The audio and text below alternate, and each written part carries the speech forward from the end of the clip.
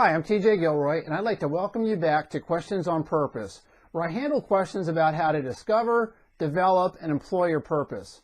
Right now, we're going through a series called The 11 Reasons That People Don't Know Their Purpose, and we're on reason number 4, and it's a biggie. So let's get started.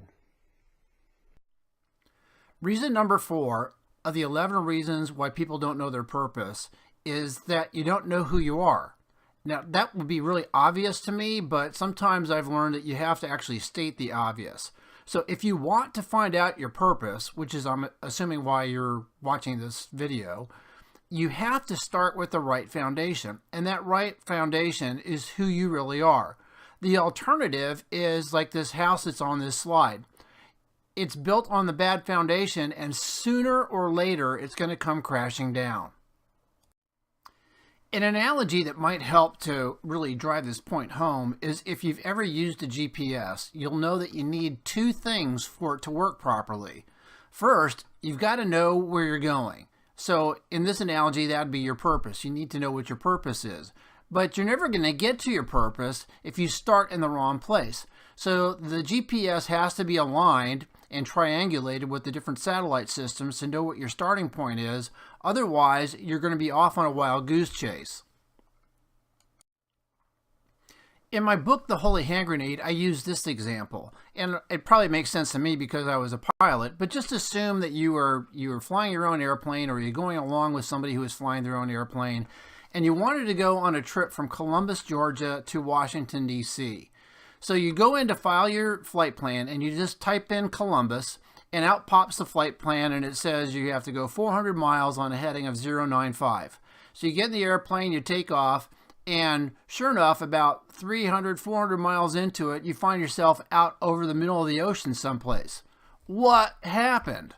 Well, what happened is, sure enough, you put in Columbus, but the first choice that came up wasn't Columbus, Georgia, it was Columbus, Ohio.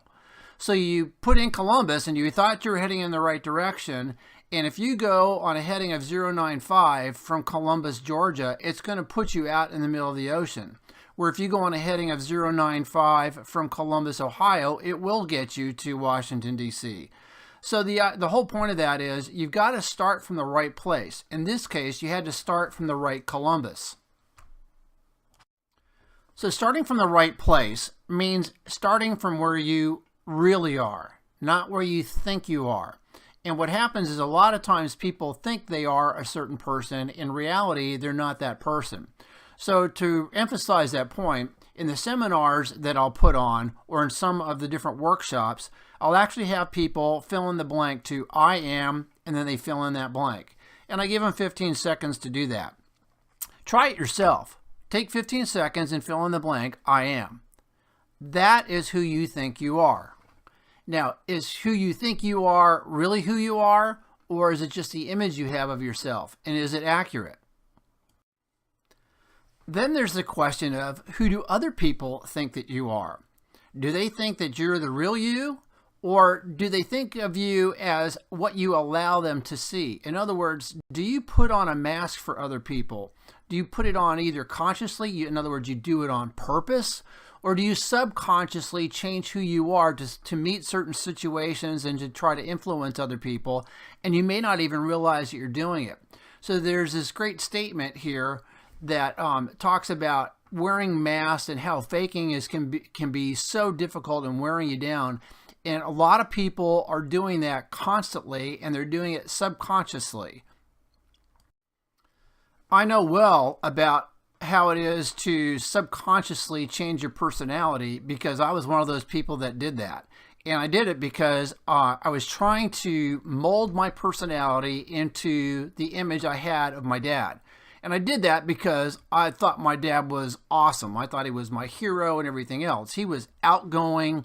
Dad had a booming voice. He was the patriarch of our family. He was an honest-to-goodness war hero, and he was a real people person. So, I mean, what was there not to like about him, and why would I not want to be like my dad? But there was a really big problem. My personality and my father's were nothing alike.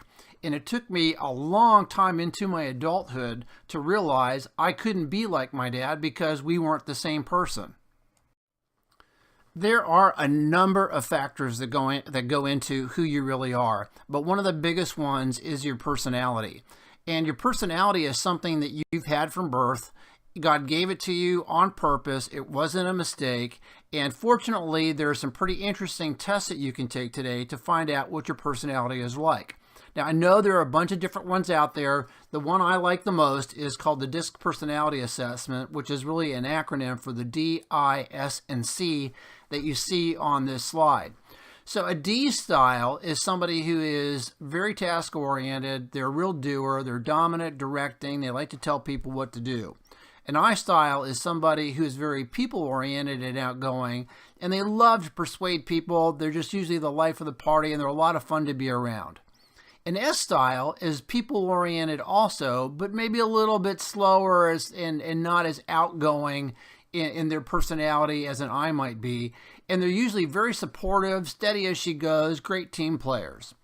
A C personality is a bit more reserved and task-oriented, and that C person is usually very consistent, very conscientious, very calculating, and can sometimes be very cold. So those are the four main types of personalities out there, and nobody is 100% any one of those. We're usually a mix of them, but that just gives you an idea of the different kinds of personalities that are out there. I find this slide kind of helpful because it gives you an idea of some famous people that you may be able to relate to who exemplify the different major styles of personalities. And the interesting thing is that, like for instance, the D, the dominant style, only 3% of the population exhibit that as a dominant part of their personality, where the I, 11% are in that category. The biggest category by far is the steady category, the S, that's 69%. And then the C category, which is the compliant, calculating, correct type of person, they're 17%. But take a look at the different people in this, and it'll help you to understand a little bit who the different types of personalities are and where you might be one of those kinds of folks that fits in one of those major categories.